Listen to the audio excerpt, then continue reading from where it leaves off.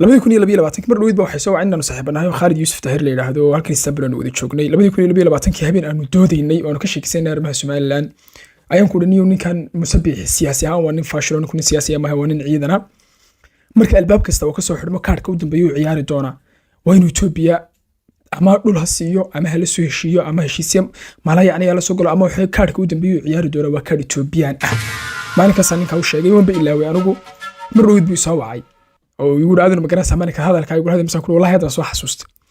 نمي هو انت نقلين موضوع إثيوبيا سوماليا يقول هانتي ذا يدو سكو هذا waxa laga cafiyay deyn 4 bilyan iyo bar ah su'aashu waxa weeyaan deyn maxaa dawladaha loo siiyaa waxa dawladaha deyn loo siiyaa si gacanta loogu hayo oo dawladdaas dhaqdhaqaaqeeda oo dhan gacanta loogu hayo dusha looga maamulo dawladdaas ay u noqoto dawlad hoos joogta dawladaha waaweyn ee dambixiyayaasha دينكاس حتى waxa la sameeyaa kaarta aan dawladda sideenkaas kaga bixin karin marka hore deyn aan caadi ahayn la geliya marka loo eego dakhligooda wadanka soo xireynayo iyo cashuuraha iyo waxaas marka la isku wada diro deyn aan bixin karin sanadaha ka bacdina waxa wadankaas uu noqdaa wadan u rahman wadamada deynka kulliye reer galbeedka waana kaartada Mareykanka iyo reer galbeed ee adduunka ku hogaamiyaan hadaba su'aashu waxa weeyaan Ethiopia Soomaaliya baan leeyahay deynkaas ay ugu jirtay reer galbeed sababta deynka ugu fureen oo fasax ma maxay nin cadawgaaga siyaasi ahaan juqraafi ahaan diin ahaan si kasta cadawgaaga oo had kala duwan tihiin oo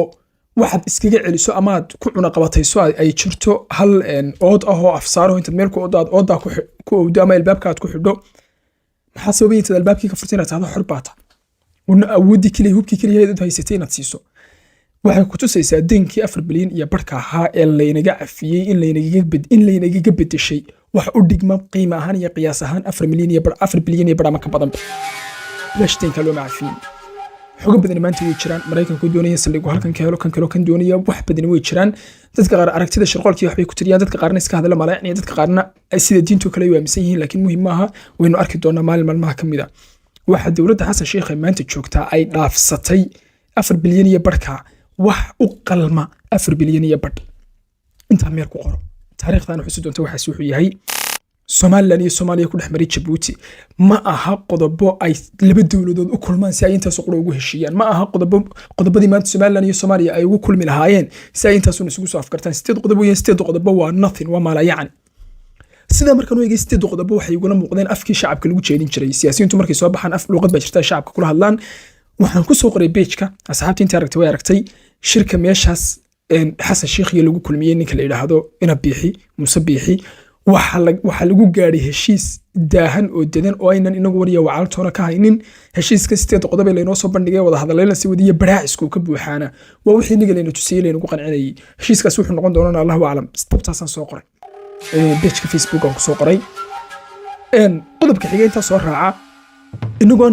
sanawaad maqal burcadbadeed Soomaaliyeed baa meel joogtay burcadbadeed Soomaaliyeed baa halkana ayuu meenu sikadiisa ku maqlay burcadbadeed Soomaaliyeed oo markab qabsatay maxaa dhacay burcadbadeed intaas oo xaqii ku qarsooneed halka markii nidaamka gumeysiga ay ula dagaalamayay walaaladeen dagaalka ku bilaabeen oo watiin nimanka xusiinta ay inta bilaabeen taasi mar walba way keensanaysaa qof kasta oo yani siyaasadda wax uga baxsan yihiin wuu ogaa in gacanka cadmeed iyo badweynta Hindiya inta ka agdhow meesha la yiraahdo Soomaaliya iyo Yemen iyo Baabil midnaba culays weyn inuu soo fuulayo wana la ogaa in keensanaysa bartaas in ciidamo badeed la geeyo ciidamo dhulka ilaaliya la geeyo ciidamo burcadeed iyo xuutiyiinta la dagaalamo la geeyo muuqaaladeeni mid kamid ah oo aan kaga hadlaynay Ethiopia baan ku sheegay saasan u badan yahay khaldanayn ayaan waxaan ku sheegay in Ethiopia in marka ciidan la doonayo aagaas difaacayn la sameeyo ciidan badeeda oo badda Aasiya inta deegaanka difaaca Ethiopia ay safku kaga jiri doonto limaada laana Ethiopia si kastoo aanay badu lahayn ciidan badeed bay diyaarsatay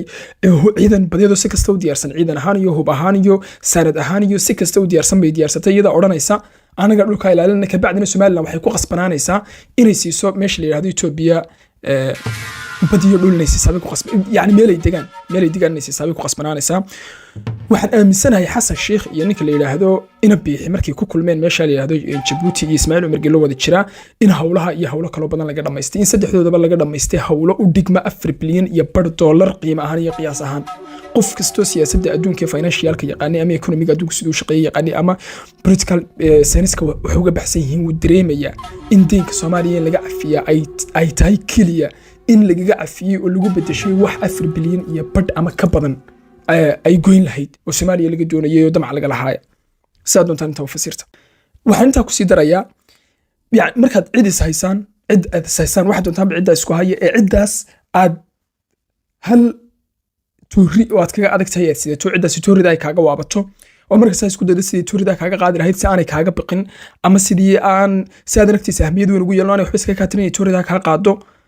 oo kuma tuurida inta adigu dhibto taada tuurida qaadi gabigeedaba maxaad qofka cidda cadowgaaga hadhow ugu hanjabay maxaad hadhow qofkaas kaga cin qofkaas muxuu iskaga kaatirinaya hal tuuri baad dheereedo tuuridiina isaga gacanta ku hayste waad siisay Ethiopia inaga oo burbursan inagoo caynkaas inagoo kala go'go'an inagoo wadan rasmi ah gacanta ku hayn inagoo sidaasa waxa qura ee aynu kaga adkeen waxay ahayd bad inaynu xaggii badda ka xigno inaynu xeebta ka xignaabay ahayd Eritrea waxay kaga adagtay bad bay ahayd Djibouti waxay kaga adagtay bad bay ahayd inaynu maanta Ethiopia bad siinayno badda xor bad u tahay si alla liisa doonto u goosh oo dhisoo dikada ka dhiso waxa kugu soo degaan macnaheedu waxa weeyaan inaad siisay inuu cadawgaaga hal tuuriyo aad kaga adkeedo hub aad dheerayd oo kula dagaalmi jirtay iskaga celin jirtay halkii tuurina inaad siisay hadda ka bacdina ninka cadawgaaga aanu ka waabanin waxba aanu iskaga kaatirinaynin intaasaan ku dhaafiyaa taana qodobka xiga Ethiopia damaceeda waynu ognahay Ethiopia damaceeda wax maanta inoo soo bilaabmay ma aha maalmo dhaweyd oo dhan markaan qaylinayay aan lahaa Ethiopia war way soo socotaa war dagaaladan qabiilada la isku keenjeedinaya wax kale weeyaan war oramadan nagu soo socotaa waa wax kale nimankan abaagadhayaasha lagu sheegay lafta nagaad iyo waxaan waa sheeko buuq kale Abiy Ahmed luqad siyaasadeed buu ku hadlay si kasta aan isugu dayay inaan sharaxo in badan asxaabta kamid ah qof waalan iyo aragtiyo shaqoonin aaminsan iyo qof iska buuqaya iyo qof Ethiopian xanuun Ethiophobia la yiraahdo ku dhacay baa la arkay in badan asxaabta kamid ah yarkiisay laakiin maanta wixii aan ka hadlayaan intaaba ku qaylinayay waad aragtaan in saankoodii saxadoodii roobku markuu soo socdo sax iyo ufa ka soo waxa la ufa ka soo horeysa tabiil ufa la yiraahdo si iclaamsan in roob weyn soo socdo ufadii maanta way naga aragnaa roobkii weynaay mihigaanka iyo jirka ahaa iyo gudguduhda u soo socda mayna uu ka dambeyn doonaa hore waan u sheegay marar fara badan siyaasiyiintu markay wada hadlayaan luqad bay ku wada hadlaan shacabka markay la hadlayaan luqad baa lagu wada hadlaa wadan aan wax jiraba ahayn Burundi oo kale ama wax yaro maalayaan iyo wadan yaro iska noocaas oo kale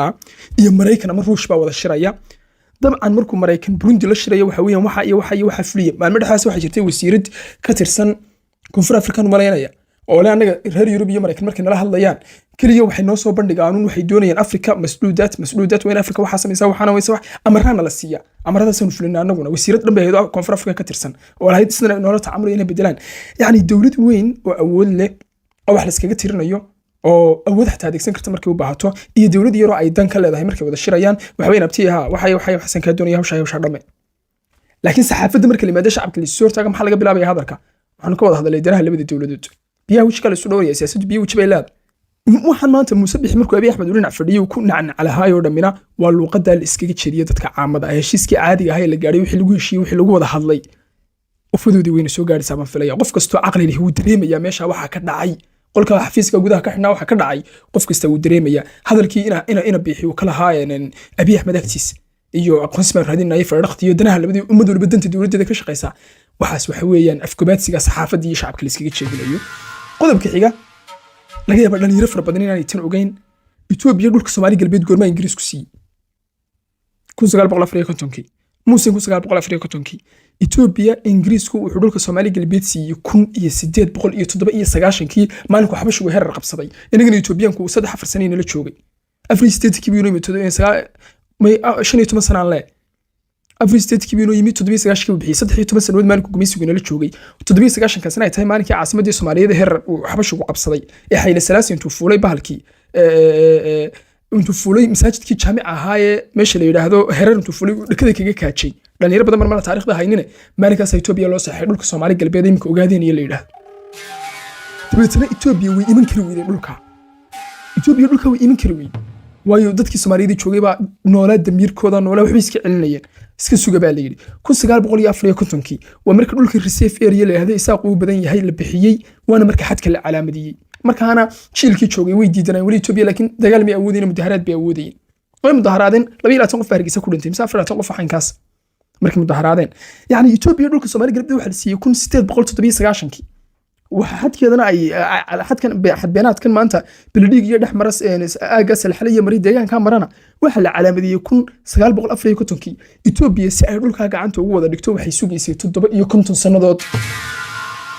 maanta marka la leeyahay heshiis baa la saxeexday halkan baa la isugu markana la isugu yimi fahan in heshiisyada la saxeexday qaarkood ay 30 sano ka bacdi fulayaan 40 sano ka bacdi fulayaan 50 sano ka bacdi fulayaan siyaasaddaas ay tahay siyaasad lagu soo tijaabiyay oo layna garanayo oo layna qaybsan yahay maadaama aynu nahay dad oral society of kanoola maadaama aynu nahay dad aqliyadooda iyo si kasta ugu faanaan waxaan ugu faanayno aqli badan nahay waxaan ugu faanayno libaaxyanahay laakiin wixii naasoo dhami waa maalin noole waxaa jira dad markay shaqaysanayaan u shaqaysta adduunka mustaqbal baa loo shaqaysta lacag intaas $2,000 bishan kusoo gelaya 500 safe na konka ku tuuro safe ka dhig musiibooyin waxa dhici doona 500 waxba saa loo kala qiimeeya inagu maalin nooleena sida xamaalkeenu nahay maalinkii ama kuuliga intuu maalinkii shaqo galo wuxuu helo kuna qaylo